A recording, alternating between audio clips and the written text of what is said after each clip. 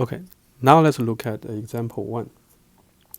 So we have been familiar with these two systems. So now we're just giving specific numbers to these two systems so that you can do exercise and try to figure out how to solve some problem.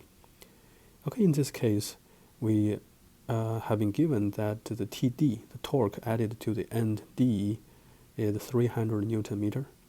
So we have these two cases, and we already know that the diameters of the two shafts, D1 and D2.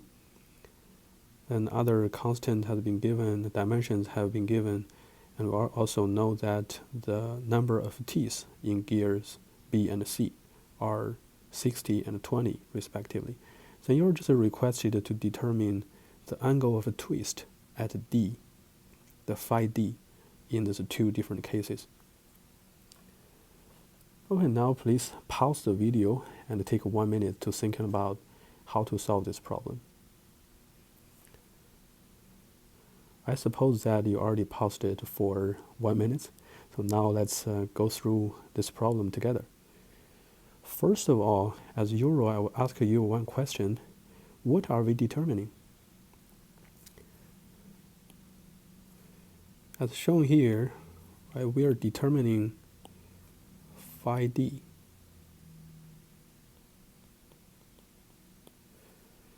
However, we have two cases. Right? We have case 1 and case 2. Right, so how to determine phi D in case 1? In case 1, the phi D should equal phi 1 plus phi 2. How about in case 2? In case 2, phi D equals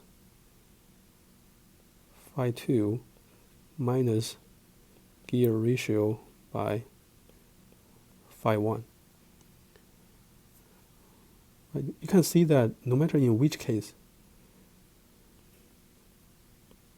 we just need to determine what is phi 1 and what is phi 2. Right? If we can determine these two, then we solve this problem.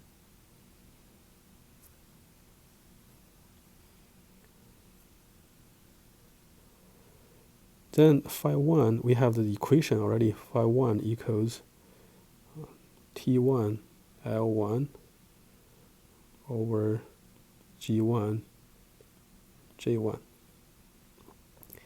And phi 2 equals T2 L2 over G2 J2.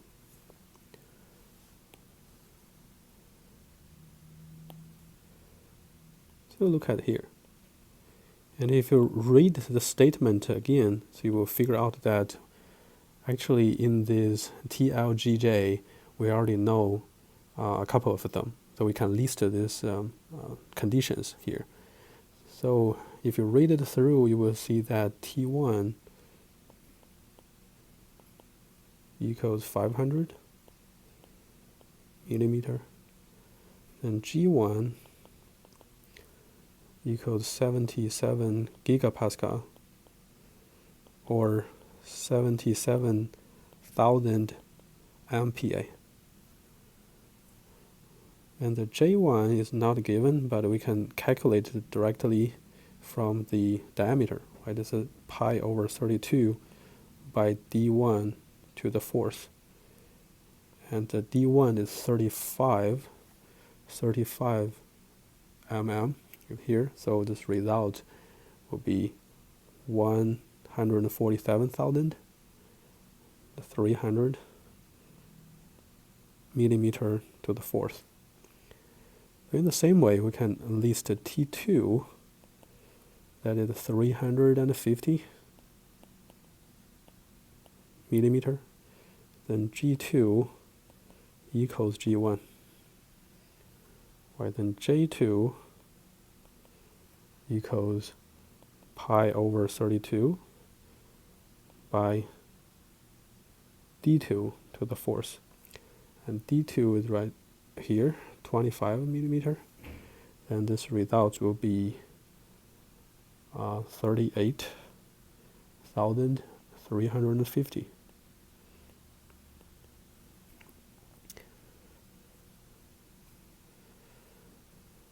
So you can see that in this 8 variables, we already know 6 of them. So from here, this problem can be simplified to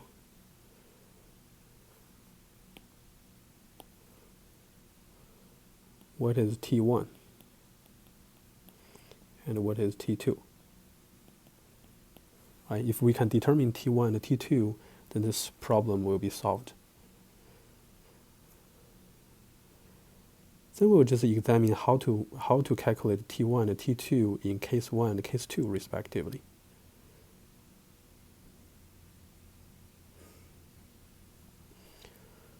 First, let's look at case number 1. What is shown here, this is case 1.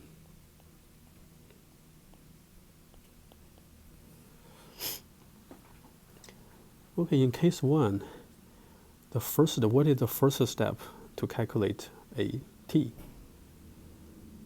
I hope you can say free body diagram, since we're trying to determine some internal forces, right? So from free body diagram,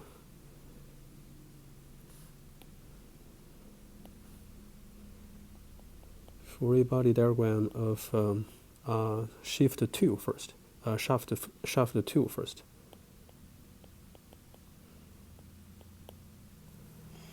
Okay, this is free body diagram is right here. So based on this free body diagram, so we can write an equation that is negative T2 plus TD equals 0. Right, then T2 equals TD, and that is 300 kilonewton millimeter, or Newton meter, so that is 300,000 Newton millimeter. Then from another free body diagram of a shaft 1, right, so right here, the equation will be the same, right? So you can write that T1 equals 300,000 Newton millimeter 2. So what is the next step? So we already determined the T1 and T2. So based on our philosophy, so the next step will be just to calculate the angle of twist of each shaft, right? Then we will calculate phi of each shaft. So here just phi 1 equals T1 L1 over G1 J1. This will be just 300,000 by 500 mm over 77,000 by 147, the 300, equals 0.01323 radian. In the same way, we can calculate phi 2, that is T2 L2 over G2 J2. Here you have 300,000 by 350 over 77,000 by 38,350. Well, the result is 0.03556 radian. So in the end, phi d can be calculated from phi 1 plus phi 2. Right, that is 0.0485 0.79 radian.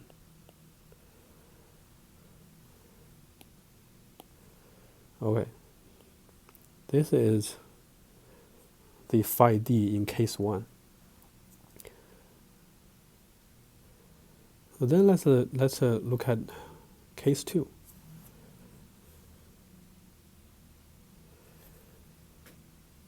Okay, here is case 2.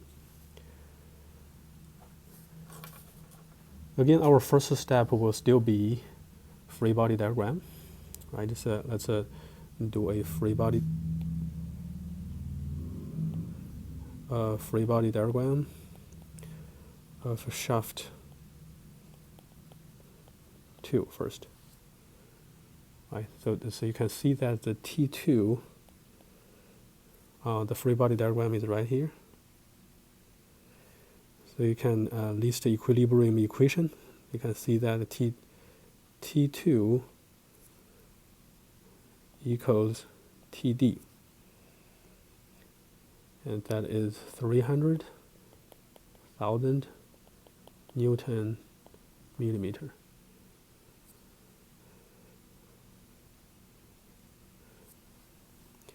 Then we can say that along this shaft number 2, where this torque is a constant, so the TC equals T2.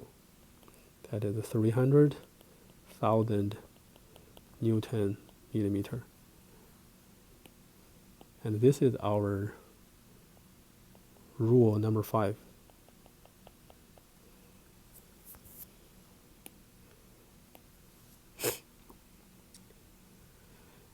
Then we're coming to the combination of two gears, gear B and gear C. Right, through this beard, if we know TC, we can calculate TB from TC. Right, so now we're listing the relation between TB and TC. So how can we correlate these two numbers? According to our equation, you can see that you can write that TB equals negative gear ratio by TC. This is our rule number 3, right? But here comes the question. Should this gear ratio be larger than 1 or smaller than 1? Our golden rule says that the large, the large gear always have a larger torque, right? If you compare gears B and C, you will see that gear B is larger than gear C, so TB should be larger than TC. That is to say, this gear R, this gear ratio should be larger than 1. So based on this, we can extend this equation and rewrite it as negative NB over NC by TC. That is negative 60 over 20 by TC equals negative 900,000 Newton millimeter.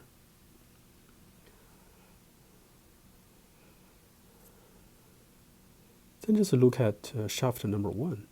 Well, along shaft number 1, the torque is constant again.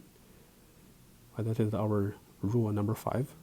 So we can write T1 equals TB equals negative 900,000 Newton millimeter. Again, this is our rule number 5.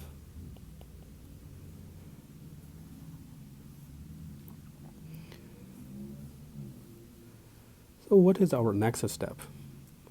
Logically, our next step will be to calculate this phi 1 and phi 2 based on our equation and our T's, our torques. So our phi 1 can be calculated by T1L1 over G1J1. right, that can be calculated by as negative 0.0397 radian. And our phi 2, similarly, it is a T2 L2 over G2 J2. Right, this result will be 0.03556 radian.